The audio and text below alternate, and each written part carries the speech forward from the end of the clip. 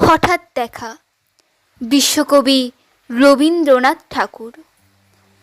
রেলগাড়ির কামরায় হঠাৎ দেখা, ভাবিনি সম্ভব হবে কোনো দিন। আগে ওকে বারবার দেখেছি, লাল রঙের শাড়িতে ডালিম ফুলের মতো রাঙা।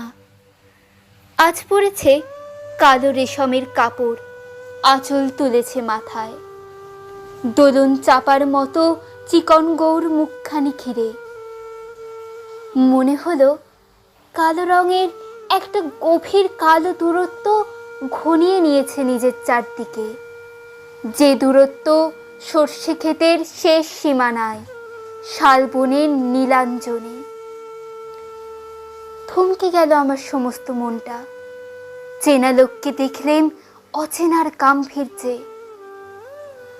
হঠাৎ খবরের কাগজ ফেলে দিয়ে আমাকে করলে নমস্কার।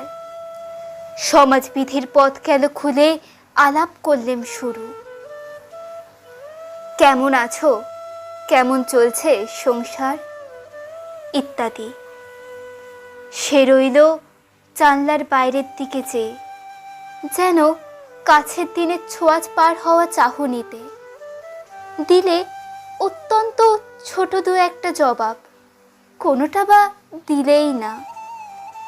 বুঝিয়ে দিলে হাতের অস্থিরতায়, কেন এসব কথা, এর চেয়ে অনেক ভালো চুপ করে থাকা। আমি ছিলাম অন্য বেঞ্চিতে ওর সাথীদের সঙ্গে। এক সময়ে আঙুল নেড়ে জানালে কাছে আসতে, মনে হলো কম সাহস নয়। বসলুম ওর এক বেঞ্চিতে। গাড়ির আওয়াজের আড়ালে বললে মৃদু স্বরে, কিছু মনে করো না, সময় কোথা সময় নষ্ট করবার। আমাকে নামতে হবে পরের স্টেশনে, দূরে যাবে তুমি, দেখা হবে না আর কোনো দিনই। তাই যে প্রশ্নটার জবাব এতকাল থেমে আছে, শুনবো তোমার মুখে, সত্যি করে বলবে তো?